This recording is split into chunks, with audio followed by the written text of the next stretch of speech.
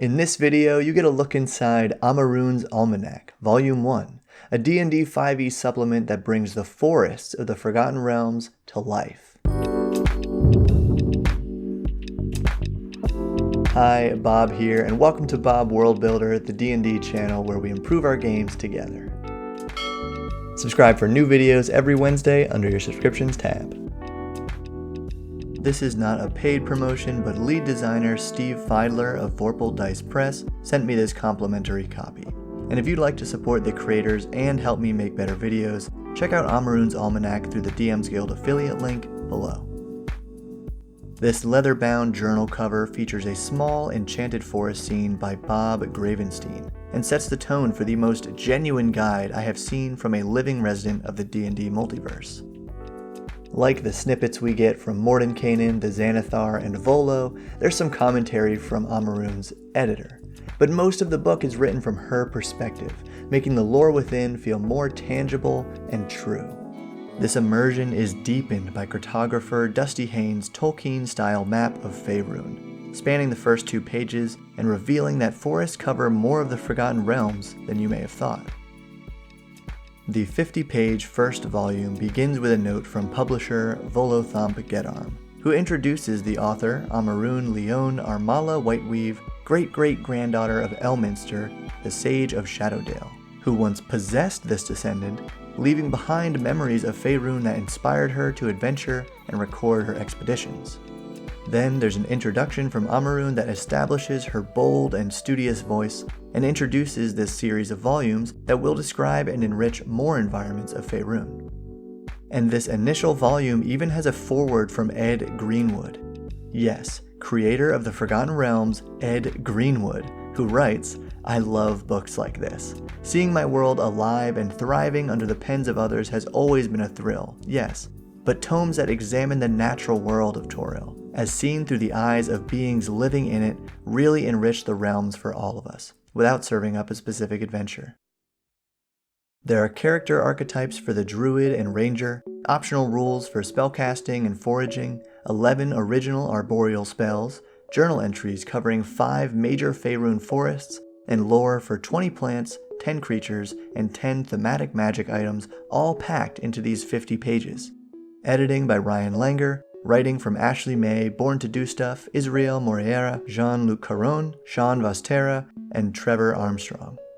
Layout by Nathaniel Rue, consulting from Brian Holmes, and art by Dante Ezio Cefaldi, Shia Cinder Ergengladen, and many more artists. As usual, I will summarize everything and provide details for my favorite elements of each section. But full disclosure, I had trouble picking favorites here because I love forests. I've spent countless hours exploring them with family and friends. I studied forests in college. My day job is using the natural environment to help kids grow into good-aligned adults. If I had a D&D class, I'm a ranger all the way. And I plan on producing many world-building videos about trees and forests in the future. That said, let's dive in. The Circle of the Grove is a druid subclass for defenders, keepers, and enforcers of the will of the forest. Their circle spells include Barkskin, Plant Growth, and Tree Stride, as well as original spells like Grasping Trees, which we'll review later in the video. At 2nd level, their Wild Shape allows you to transform into forest beasts with a CR of 1/2, higher than most druids without overshadowing Circle of the Moon. And this scales with your druid level. Also at level 2, these druids can expend a Wild Shape to produce a small grove of trees in any unoccupied space within 60 feet. For example, your level 4 druid with 18 wisdom could create 6 trees to temporarily block a dungeon hallway or hinder a stampede of boars in the wild. At level 6, Circle of the Grove druids can root to gain temporary hit points. At 10, you can use a reaction to block melee attacks and deal some thorny damage. And at level 14, you can create a friendly treant. If you like that druid, definitely check out the Circle of the Branch in the Complete Devout Handbook by Benjamin Huffman, and the free version of Cameron Day's Root and Twig, which contains forest archetypes for the druid, cleric, sorcerer, and wizard. Now, my new favorite ranger, the Sylvan Sentinel. Usually elves and gnomes, these rangers are blessed with the magic of the Feywild. Starting at 3rd level, they get several additional spells and proficiency in Sylvan, allowing you to speak with animals, as well as gain advantage on persuasion and insight checks with good Fey creatures.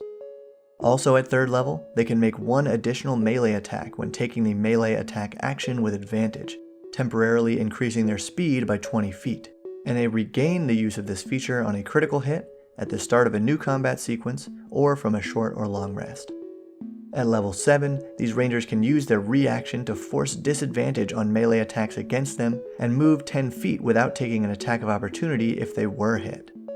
At 11th level, they can add 1d6 to an attack roll once per turn before the DM declares whether or not they hit, and at 15, Sylvan Sentinels can manifest a set of silken spectral wings as a bonus action, giving you a flying speed equal to your base speed until you're incapacitated or killed. It almost seems a little too good, and I just cannot wait to play this ranger. The optional rule for ranger spellcasting grants additional spells based on your favored terrain.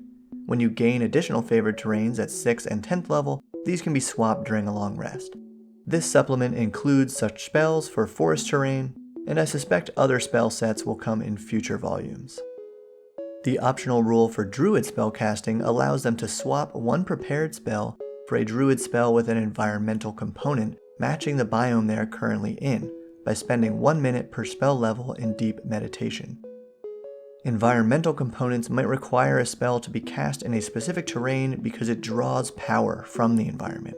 For example, Woodland Step must be cast in a forest, and this 1st level transmutation spell lets you dash past an enemy, making a melee attack without provoking an attack of opportunity. Another favorite, Grasping Trees, is a 3rd level transmutation spell that allows you to restrain enemies within 10 feet of a tree you can see, or just whack them with its branches for bludgeoning damage equal to 2d10 plus your wisdom modifier. And Bulwark of Irritants is an 8th level conjuration spell that summons 100 insects to cover your body and grant you 100 temporary hit points, and make you immune to poison and disease, and grant 3/4 or half cover depending on how many insects remain on you during combat. Next, there are 5 journal entries describing Amarune's adventures in the Odd Wood, the jungles of Chult, the High Forest, Tangled Trees, and the Yurwood. Each entry is an exciting short story just bursting with sparks of DM inspiration, and I'm going to share the majority of her fantastic tale from the High Forest, so feel free to use the timestamps below to skip ahead to the next part of the review. While Arklath and I were traveling through the forest, we heard a rustling that sounded not unlike the wind in the branches of the underbrush, but I felt a chill that had nothing to do with the breeze. I urged Arklath to put up his hands, and we announced our presence. I felt it better to ensure we didn't startle the forest residents, rather than try to slip by unnoticed. We watched as no less than 20 human barbarians emerged from behind trees and under shrubs, previously unseen. They accepted our parley and introduced themselves as, fittingly enough, the Tree Ghost tribe. We would spend the next few days in the company of the Tree Ghosts, learning their tales of the land and how they survived here.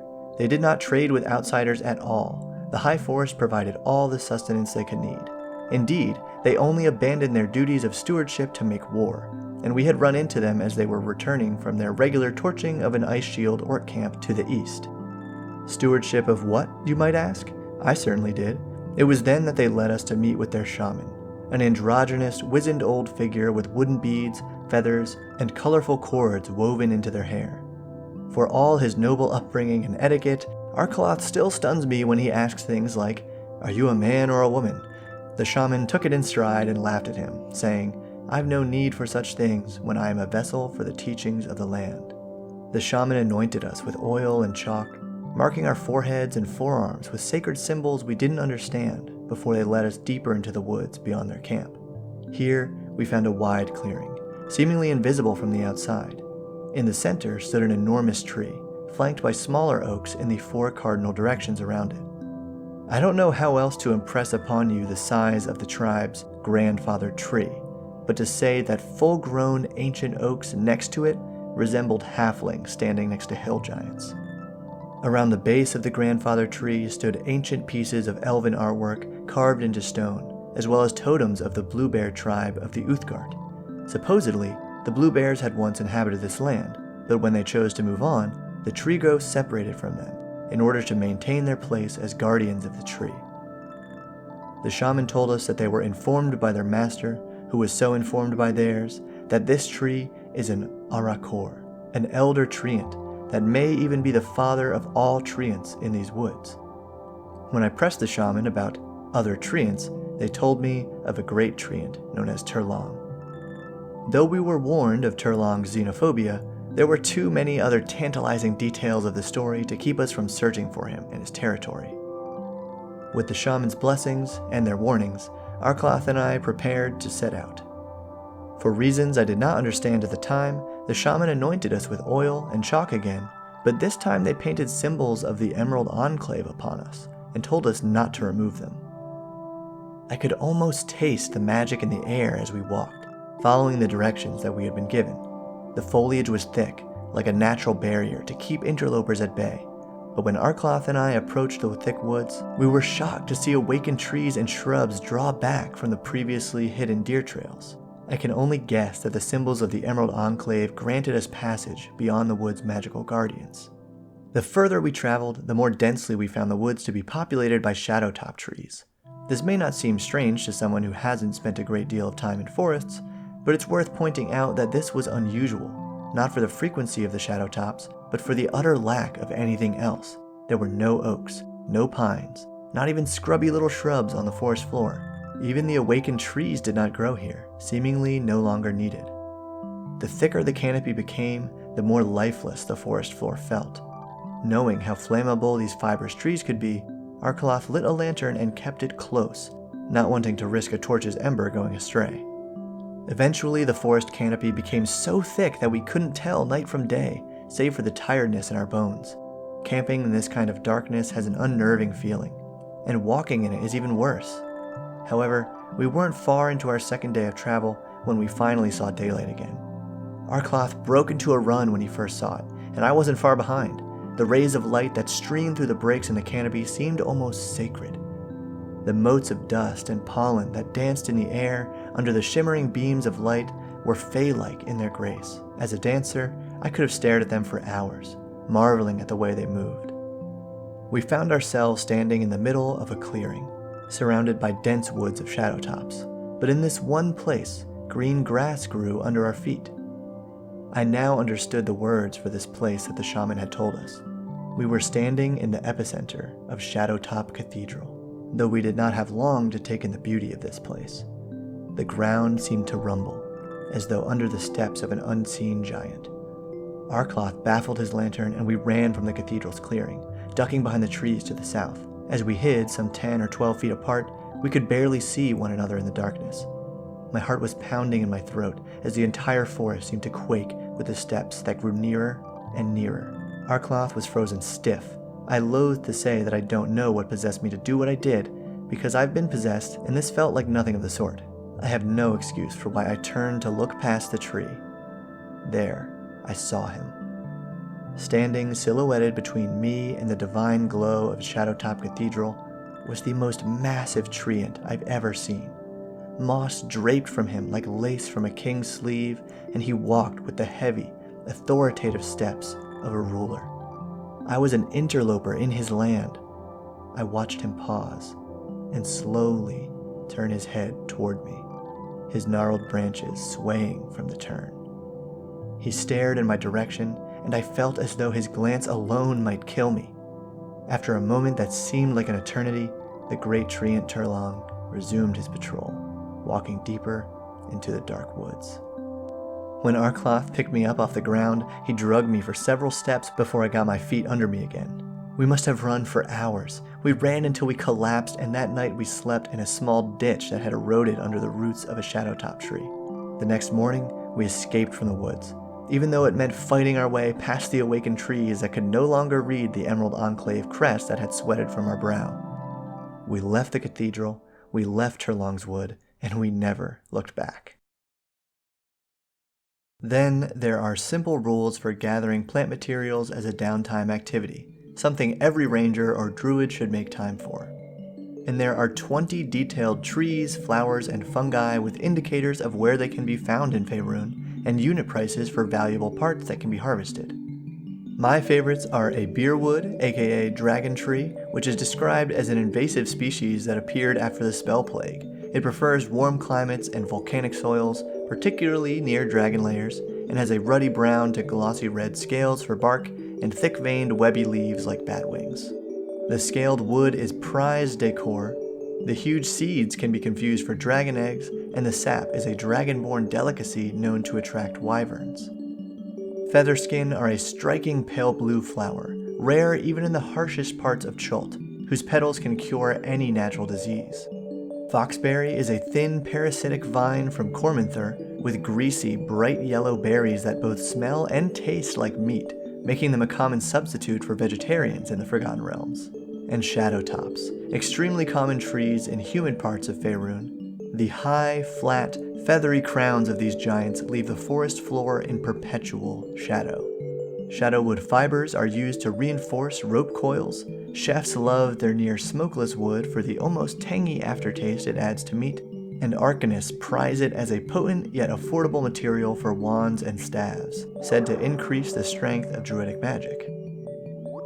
Next, there are 10 creatures such as the giant armadillo, whose plates can be crafted into light and medium armor, the moss bear, whose living mossy coat can be harvested to make healing potions, and the massive redwood crawler, whose venom can be harvested as a paralytic poison. But my favorite is the tree, of course.